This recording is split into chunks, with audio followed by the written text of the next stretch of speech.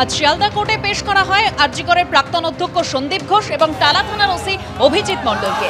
কোর্টে পেশ এবং বেরোনোর সময় সন্দীপ ঘোষ এবং অভিজিৎ মণ্ডলকে ঘিরে ধরে বিক্ষোভ দেখান যেখানে স্থানীয় বাসিন্দারা, যারা সাধারণ মানুষরা ছিলেন। বিক্ষোভের মুখে পড়তে হয় সন্দীপ ঘোষ এবং অভিজিৎ মণ্ডলকে।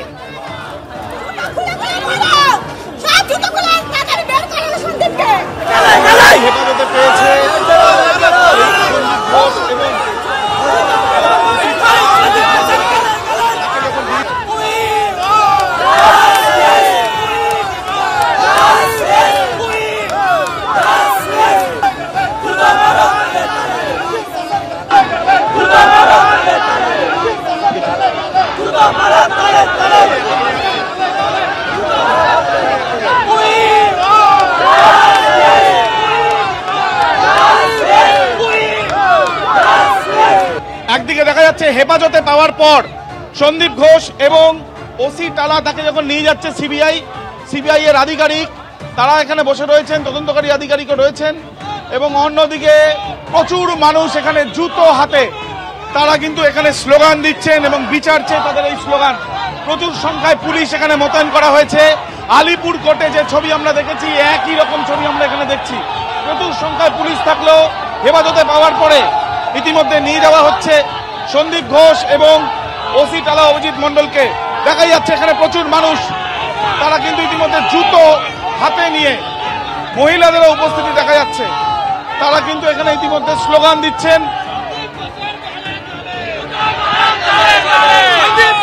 দেখাই যাচ্ছে যে একদিকে হেফাজতে নিয়ে সন্দীপ ঘোষ এবং তার সঙ্গে যারা ওসি টালা তাদেরকে নিয়ে যাওয়া হচ্ছে একেবারেই, এবং তার সঙ্গে দেখা যাচ্ছে যে জুতো হাতে এই যে বিক্ষোভ, সে বিক্ষোভ শিয়ালদা আদালত চত্বরে বাইরে কিন্তু এই ছবিটাই আমরা দেখতে পাচ্ছি, এবং প্রচুর মানুষ তারাও কিন্তু বিক্ষোভ এবং বিচার চেয়ে স্লোগান দিচ্ছেন। ক্যামেরায় সন্দীপ সাধুকার সাথে আবির দত্ত, এবিপি আনন্দ, কলকাতা।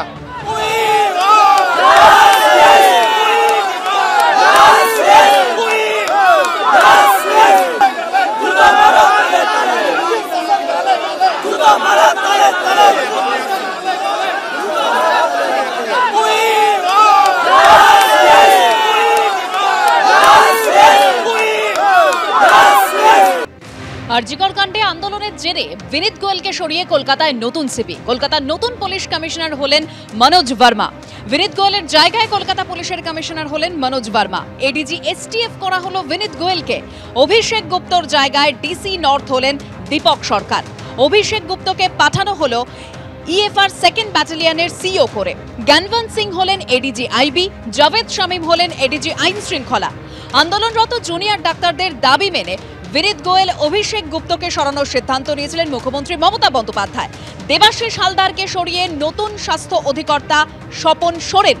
জনস্বাস্থ্য দপ্তরের ওয়েসডি করে পাঠানো হলো দেবাশিস হালদারকে, আর যুগ্ম স্বাস্থ্য অধিকর্তা থেকে স্বাস্থ্য অধিকর্তা হলেন স্বপন সোরেন।